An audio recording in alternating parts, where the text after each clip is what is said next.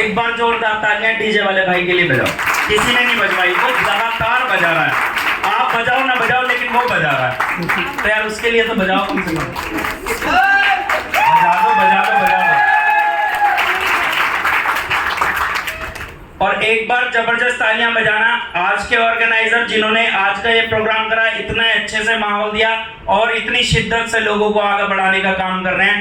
मोहम्मद फैज जी के लिए, मेरे बड़े भाई नरेश कुमार जी के लिए और मेरी बुआ जी अनीता कौर जी के लिए सब जबरदस्त तालियां।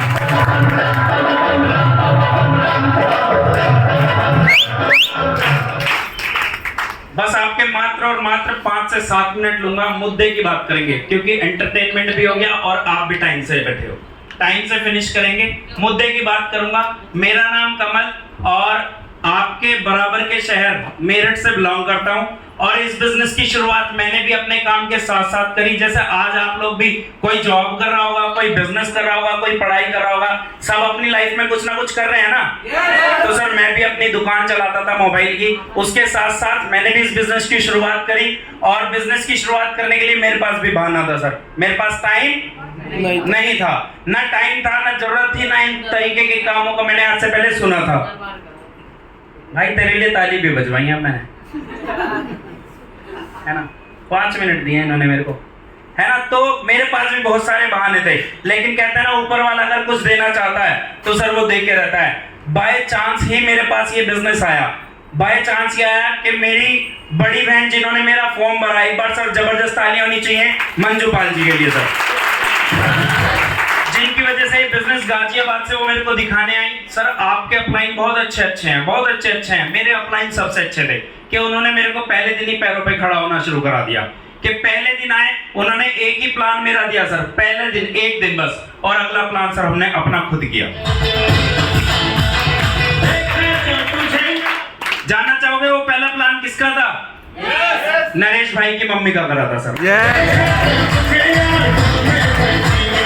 और बताऊं, उस दिन बस एक ही ज्वाइनिंग नहीं आई थी, वो नरेश भाई की मम्मी की थी। उसके बाद जितने प्लान मैंने करे सर सारी ज्वाइनिंग आई थी। क्या समझ में आता है इससे? कि जो लोग कहते हैं ना भैया कोई सुन नहीं रहा, जुड़ नहीं रहा, क्योंकि भैया आप सुनाओगे तो वो जुड़ेगा। क्योंकि जैसे आप जाते हो, आपका अपलाइन प्लान देता है तो उसमें क्या होता है पता है? वो सोचता है कि यार वो मन में कुछ नहीं कहेगा। मान लेते हैं मैं मोहम्मद फैज भाई के साथ जाता हूँ, तो सामने जो बैठा है बंदा वो क्या सोचेगा कि यार फैज भाई का काम तो कमल भाई करा रहे हैं, मेरा कौन कराएगा? आती है मन में बात या नहीं आती है? और वो मुंह से क्या कहता है, चल बताऊंगा।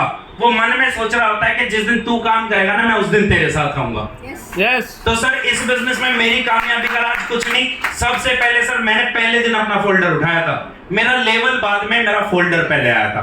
तो सबसे पहले ज्वाइन होती फोल्डर लेने के लिए कौन कौन तैयार है? अगर सर इस बिजनेस में कामयाबी चाहिए तो जैसे मेरे अपलाइन ने मेरे को ज्वाइनिंग के साथ फोल्डर दिया था सर, मेरी किट और फोल्डर साथ में आया था। तो सर आज अगर आप भी चाहते हो आपकी टीम में लेवल पे लेवल आए, तो सर सबसे पहले जिसको भी ज्वाइन कराओ सर पहले दिन फोल्डर देना। मेरी कामयाबी का राज यही है सर। बाकी जैसे नरेश भाई, फैज भाई, बुआ जी, जितने लोग यहाँ से आए, अवनीश भाई, तेजवीर भाई और बहुत सारे लोग हैं, चेतन भाई, जिनका शायद मैं भी कुछ का नाम भी भूल गया, तो सब नाम ले लेते, कमल भाई, गुरुजी, ट्रेनर। सर मैं ऐसा कुछ नहीं, बस वही शेंटी भैया का कहना कि भैया ऊपर वाला मेहरबान तो गधा पहलवान। बस इतना फर्क है कि मेरी ज्वाइनिंग पहले लग गई और आपकी ज्वाइनिंग बाद में लगी, वरना सर बिल्कुल बेसिक काम मैंने करे। जैसे अभी बता रहे थे, मेरी कामयाबी का राज जानना चाहते हैं कि इस बिजनेस से मैंने कैसे यहाँ से 14 में से 8th लेवल डन किए, जिसकी टोटल इनकम मेरे खाते में जो आई अभी मात्र और मात्र ज्यादा नहीं 21,86,000 रुपए।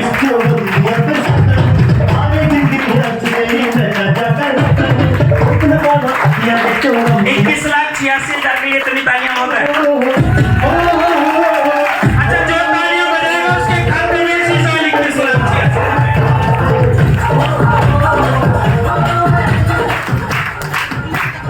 ये खाते में कैसा ही कौन जानना चाहता है?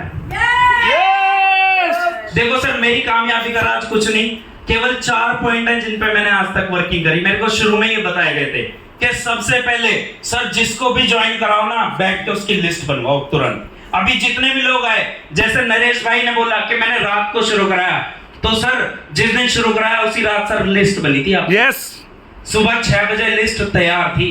जब मोहम्मद फैज जी को मैंने 1:30 बजे ज्वाइन कराया सर, उसके बाद मैंने किसी को छोड़ा नहीं। यहाँ पे लोग क्या करते हैं, ज्वाइन कराते हैं और 3 दिन तक वहां पे झांकते ही। सर तुम ज्वाइन करा के अपने घर और 3 दिन बाद उसके यहाँ जाओगे, वो फोन भी नहीं उठाता। होता है ऐसा कि यार भैया ज्वाइन आदमी भी फोन नहीं उठा रहा, क्योंकि भैया जब तक वो फोन नहीं उठा रहा, क्योंकि आपने उसके लोगों से बात नहीं करी ना, तो उसने अपने लोगों से बात कर ली। ऐसा कोई है जो अपने खास लोगों से, मतलब 2-4 होते हैं ना उसके खास, जिनसे वो बताता है सारी बातें, तो वो खुद अच्छे से बता सकता है, या आप साथ जाओ तो बढ़िया बताता? हम साथ जाएंगे तो अच्छे बताओ, आपसे पूछ रहा हूं मैं। अगर आपके साथ आपका अपलाइन जाए शुरू में तो बढ़िया रहेगा, या आप अकेले बता दो तो बढ़िया रहेगा? क्योंकि पहले दिन तो हमें नॉलेज नहीं है ना इसकी। यहाँ पे लोग क्या करते हैं कि ज्वाइन आज कराएंगे, लिस्ट अगले हफ्ते बनवाएंगे, अगले हफ्ते सर वो लिस्ट बनाता ही नहीं। मेरा शुरू से आज तक एक ही राज रहा है, केवल और केवल जैसे ही जिसको भी शुरू कराया सर सेम डे 24 घंटे के अंदर लिस्ट तैयार। चाहे मोहम्मद फैज जी से आप पूछ लेना, जिस दिन ज्वाइन कराया था सर 3 से लेकर 4 दिन सारे, और जब तक अगला बंदा प्लान करना शुरू ना कर दे तब तक सर हम अपने घर की तरफ मुड़ते भी नहीं सर। जितने लोग हैं सारे सर, इसीलिए 1.5 महीने में फैज भाई का 5th लेवल आया था। चेक कर लेना, पूछ लेना सर, कॉपी चेक कर लेना भाई की। अगर नरेश भाई की बात करूं तो 12 दिन में कैसे आया 4th लेवल? सर जिस दिन इनको ज्वाइन कराया उसी दिन इनकी लिस्ट बनवाई, और जितनी भी एंट्रियां उठी, ये कहते ना कि सेम डे मेरा ग्राफ समझा दिया था, क्योंकि भैया सेम डे तुम्हारे नीचे एंट्रियां उठवा दी थी। जिस दिन ज्वाइन कराया उसी दिन पंजाब तक की एंट्रियां आपके नीचे लगी थी। यस, विक्रम भाई की। यस, सब याद है मुझे। जिस दिन बुआ जी को शुरू कराया था उस दिन भैया रविंदर शेंटी भैया घर भी नहीं गए थे रात को। मैं तो 1:30 बजे फैज भाई को ज्वाइन करा के घर भी चला गया। शेंटी भैया वहीं रुक के कि कमल या तो तू यहाँ पे रुक या मैं रुकता हूँ। मैंने कहा भैया कोई बात नहीं, देखो आप होटल में रुकोगे उससे बढ़िया आप यहाँ पे रुको। कह रहे दोनों में से एक जना यहाँ रुक के लिस्ट बनवाएगा। बुआ जी की लिस्ट सर रात को 2 बजे तक 3 बजे तक बनी थी। बुआ जी ऐसा ही भैंसा है, कुछ नहीं सर, जिसको भी आप कामयाब करना चाहते हो। बाकी मेरा तो नसीब बढ़िया था, क्योंकि मेरे अंदर कोई ऐसी खासियत नहीं थी जो सर मेरी टीम में खासियत थी। मेरी टीम सर इतनी प्यारी टीम, इतनी प्यारी टीम, मैं कहता हूं मैं जितनी बार धन्यवाद करूं ना ऊपर वाले प्रकृति का उतना कम है। जितनी बढ़िया मेरी टीम आई, मैं कहता हूं सर पूरे डीटीएम के 62 लाख लोग एक तरफ और सर हमारी टीम एक तरफ। कौन इस मिशन में मेरे साथ है? लेकिन मुझे दिखाई तो देता नहीं। सर पक्का हम कुछ ऐसा करके दिखाएंगे, पक्का कुछ ऐसा करके दिखाएंगे, पक्का कुछ ऐसा करके दिखाएंगे कि प्रदीप जैन जी भी बोलेंगे कि वाकई डीटीएम के भैया आपके आने से पहले कुछ और आपके आने के बाद कुछ और डीटीएम चलिए। बाकी सर कुछ नहीं, लिस्ट बनवाते ही उसको सर उसके साथ जब सामने बैठ के वो आपके कॉलिंग करता है ना, तो हो सकता है वो 1-2 गलतियां करे, तो आप बता सकते हो ना उसे। तो अपने 5, 7, 10 प्लान उसके सेम डे दिखवा दो, ताकि उसको जो छोटे छोटे पॉइंट वो गलतियां करने वाला था वो ना करे। और जैसे ही उसको आप लेके चलो तो उसको बोलो कि भाई जैसे अब मैं इसको दे रहा हूं, ये बोल रहा है कि कल को पैसे ले जाइयो, तो हो सकता है कल में तेरे पास ना अपना फोल्डर लेके जाइयो और उसको कच्चा पक्का प्लान। अच्छा आपको केवल ज्वाइन करा दिया और आपके मामा जी का लड़का आपके घर रुक जाए और आपको पता है कि वो आपको एक बात पे आपके साथ ज्वाइन कर लेगा, लेकिन वो ये बोलेगा ना कि भैया कच्चा पक्का यार कुछ तो बता, तो आप क्या बताओगे? बताओ फिर आप किसको कॉल करोगे? अपलाइन को। तो अपलाइन 24 घंटे खाली है या उसके पास और भी लोग हो सकते हैं? अगर आपके मामा जी का लड़का आपके घर पे रुका और आपको पता है वो पक्का ज्वाइन करेगा और आपके पास फोल्डर होता, तो आप क्या कहोगे कि भैया देख मैं इससे बता देता हूं, मैंने अभी शुरू करा है, कच्चा पक्का प्लान आप दिखा दोगे या नहीं दिखा दोगे? वो उसी दिन फॉर्म भरेगा या नहीं भरेगा? उस फॉर्म की फोटो खींच के आप अपने अपलाइन को भेजोगे या नहीं भेजोगे?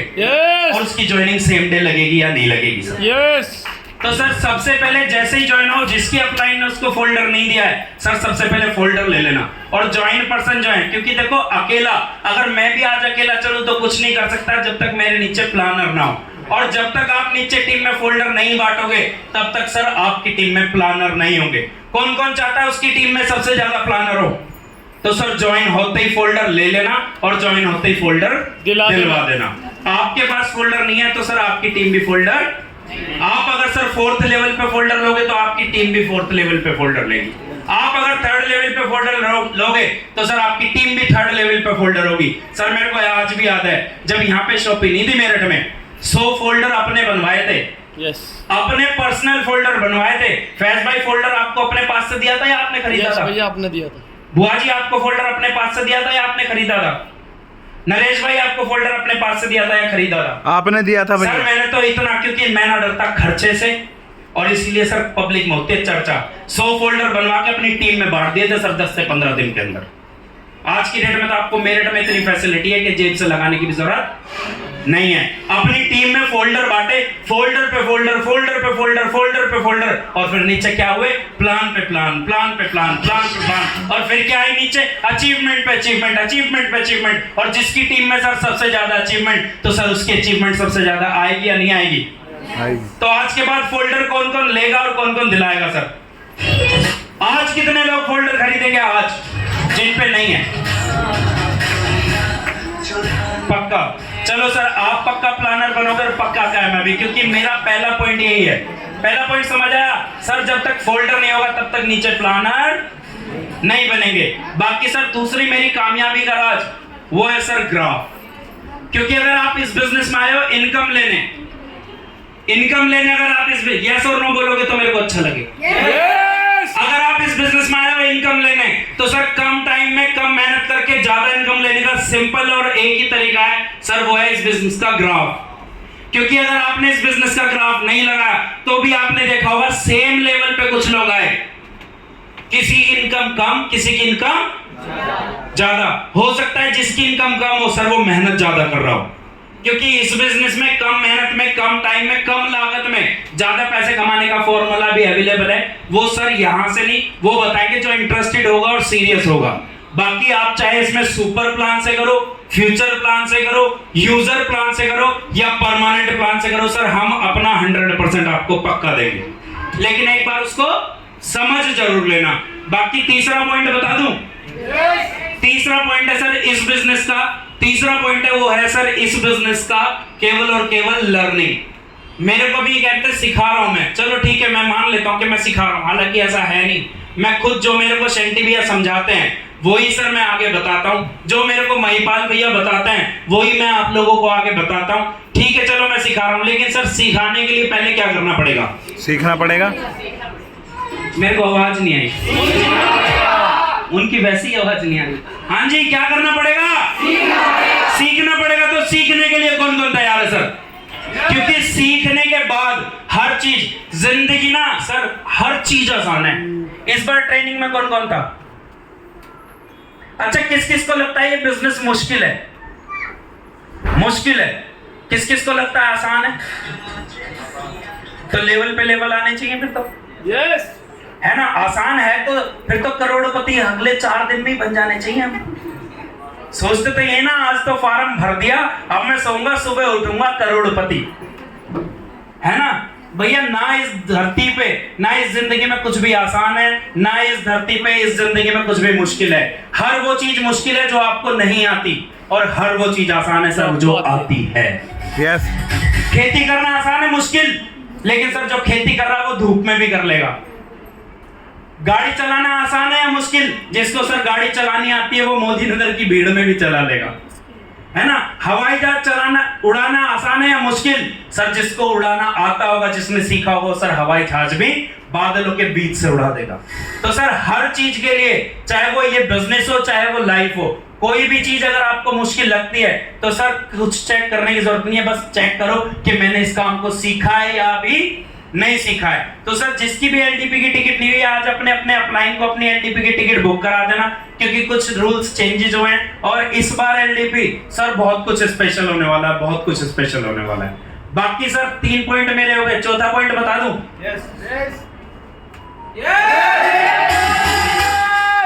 बस यस या बस यस? चौथा पॉइंट जानना चाहते हैं? चौथा पॉइंट है सर किसी एक को समर्पण। आपने लिस्ट भी बना ली, आपने टूल भी खरीद लिया, आपने ग्राफ भी लगा लिया, आप सीख भी रहे हो इस बिजनेस को, लेकिन सर आप सीख रहे हो वही वाली बातें जो सेंटी भैया बोलते हैं हमेशा कि पहले तो जब वो शुरू में ज्वाइन होता है वो किसी की सुनता ही नहीं। पहले तो वो किसी की सुनता ही नहीं, और जब सुनता है तो फिर पता लगा सारों की सुन रहा है। पहले वो किसी एक की भी नहीं सुनता, और जब सुनता है तो सबकी सुनता है। मैं कहता हूं सर अपलाइन बनाओ, सीनियर सारे बनाओ, हर चीज सही है, लेकिन एक मेंटोर बनाओ जिसको आप अपना आदर्श बनाओ, जिसको आप अपना अनुकरणीय बनाओ, कि फिर उसने जो बोल दिया ना, अगर उसने बोला ना कि बाहर बारिश हो रही है तो आप क्यों खिड़की खोलने की जरूरत नहीं होनी चाहिए। आप ये कहो भैया बाहर बारिश हो रही है, हो रही है, हो रही है तो हो रही है। जैसे अभी जोरदार तालियां बुआ जी के लिए। बुआ जी ने अभी 10 दिन पहले प्रोजेक्टर खरीदा जो आज चला। सर मैंने बोला प्रोजेक्टर खरीदना है, बोली ओके, पैसे दे दिए ओके। आज इन्होंने अपना प्रोजेक्टर अपनी आंखों से पहली बार देखा है सर, तब से मेरे पास ही रखा था। बस मैंने बोला खरीदना है तो खरीदना है। तो सर समर्पण ऐसा होना चाहिए, क्योंकि समर्पण कहना और समर्पण करना दो अलग अलग चीजें। अपने आप से चेक करना, क्या मैंने किसी एक को समर्पण किया? बस किसी एक को इस बिजनेस में पकड़ के चल देना, चाहे वो नरेश भाई हो, चाहे वो फैज भाई हो, चाहे वो वकील साहब हो, चाहे वो अनीता बुआ जी हो, जिसको भी, जिससे भी आपको लगे कि मेरा बिजनेस यहाँ से फास्ट चलेगा। क्योंकि देखो यहाँ पे रिश्तेदारी निभाने तो मेरे हिसाब से कोई आया नहीं। यहाँ पे हम क्या करना है? बिजनेस, पैसा कमाना है सर। यहाँ पे हम आए अपने परिवार को आगे बढ़ाने, अपने परिवार के मान सम्मान के लिए, क्योंकि सर जिंदगी दांव पे लगी पड़ी है। आज मार्केट में आप जाओ, ग्रेजुएट को 10,000 की नौकरी, जो ट्रेडिशनल बिजनेस है वो सारे फ्लॉप पड़े हैं। अभी परसों के अखबार में आपने देखा होगा 3 दिन के अंदर इंडिया में 24,500 करोड़ की ऑनलाइन शॉपिंग हुई है। कितने की हुई है? 24,500 करोड़। चेक कर लेना परसों का अखबार, तो दुकानदार उस पे स्टेटमेंट दे रहे हैं कि अब चंदा भी ऑनलाइन वालों से ही मंगा लेना, कि दुकानों में मंदा तो आना तय है। जब 24,500 की ऑनलाइन खरीदारी होगी तो दुकानें चलेंगी या बंद होंगी? तो फिर क्या करेंगे सर वो? फिर सर वो होंगे जिनको आपने आज प्लान दिखाया होगा ना, वो 6 महीने बाद कॉल करके कहेगा कि भैया मुझे भी अपने साथ जोड़ दे, क्योंकि और कोई रास्ता नहीं है। इस बिजनेस में 4 स्टेजेस आएंगी सर आपके सामने। कितनी स्टेज आएंगी? 4 स्टेज आएंगी सर। सबसे पहली स्टेज आएगी सर कि जब आप लोगों को सुनाने जाओगे ना तो वो सुनेंगे भी नहीं आपको। आप लोगों को बुलाओगे ना तो वो सर बिना सुने बिना जाने आएंगे भी नहीं सर। कितने लोगों के साथ ऐसा हो रहा है कि भैया सुन ही नहीं रहा कोई, कि आप कह रहे हो प्लान दिखा, मैं प्लान दिखाता हूं, वो प्लान भी नहीं सुन रहा। होता है ऐसा? नहीं होता है? तो सर वो मेरे साथ भी हुआ। टेंशन नहीं लेना, आप सही राह पे हो। आप अपने आप को चेक कर लेना कि आप इन चारों में से कौन सी स्टेज पे हो। सर इसके बाद आप थोड़े से आगे बढ़ोगे, आपका 2nd लेवल 3rd लेवल हो जाएगा, तो सर फिर सुनेंगे तो, लेकिन जुड़ेंगे नहीं। सेकंड स्टेज वो कहेंगे प्रोजेक्ट तो तेरा बढ़िया है, बिजनेस तो अच्छा है, नो डाउट तेरे प्रोडक्ट तो बढ़िया है, लेकिन मैं नहीं करूंगा। मिलते हैं ऐसे लोग? यार सिस्टम तो बढ़िया लेकिन मैं नहीं कर सकता, मेरे पास इन चीजों के लिए टाइम नहीं है, मैं नहीं कर सकता ये सब। मिलते हैं ऐसे? तो पहले कौन सी स्टेज आई थी? लोग सुन ही नहीं रहे। अब कम से कम सुनना शुरू करा तो जुड़ ही नहीं रहे। और फिर सर स्टेज आएगी नंबर 3, लोग सुनेंगे भी और लोग जुड़ेंगे भी, लेकिन सर काम नहीं करेंगे। फिर आप कहोगे भैया टीम तो मेरी है 20 लोगों की, लेकिन काम कोई नहीं कर रहा। होता है ऐसा? जब आप 4th-5वें लेवल पे जाते हो ना कि भैया लोग जुड़ तो रहे हैं, आईडी तो आ रही है, लेकिन ना लिस्ट बना रहे, ना फोल्डर ले रहे, ना ट्रेनिंग ले रहे, ना सेमिनार में आ रहे, जुड़ तो रहे हैं लेकिन काम नहीं कर रहे। आता है ऐसा? सर उसके बाद आएगी 4थी स्टेज। फिर लोग फोन कर करके आपको कहेंगे भैया मेरी वर्किंग करा दो, भैया मेरी वर्किंग करा दो, भैया मेरी वर्किंग करा दो, भैया आप कहाँ मिलोगे, एक बार काउंसलिंग कर दो, एक बार काउंसलिंग कर दो। तो ऐसी स्टेज पे कुछ लोगों को जानते हो आप हैं या नहीं है? जिनसे 1-1 महीने से टाइम मांग रहे हो और टाइम नहीं है। तो सर चारों स्टेज आएंगे, आप अपने आप को चेक कर लो कि अगर आपके अभी लोग नहीं सुन रहे ना तो कुछ दिन रुको सर, बस लोग सुनेंगे। फिर लोग नहीं जुड़ रहे ना, कुछ दिन रुको सर, लोग जुड़ेंगे। फिर सर आप आगे चलोगे, लोग काम नहीं कर रहे ना, आप काम करते रहना सर। आप जब लोग नहीं सुन रहे ना आप सुनते रहना, लोग नहीं जुड़ रहे ना आप जुड़े रहना, लोग काम नहीं कर रहे ना आप काम करते रहना, और लोग फिर आपको ढूंढेंगे कि कहाँ पे है वकील साहब, कहाँ पे है बुआ जी, कहाँ पे है फैज भाई। लोग बोलेंगे भैया 1 दिन दे दो, भैया 1 घंटा दे दो। तो चौथी स्टेज कौन देखेगा? यस जो सर इन 3 स्टेजेस को पार करेगा। बाकी सर मेरी कामयाबी में और कुछ नहीं, सबसे बड़ा रोल जो जाता है वो मेरी टीम को जाता है सर, और जो बाकी बचा कुचा है वो सर मेरी अपलाइन को जाता है। मिस्टर महिपाल सिंह जी और मिस्टर रविंदर कुमार सेंटी जी के लिए सर जबरदस्त तालियां होनी चाहिए।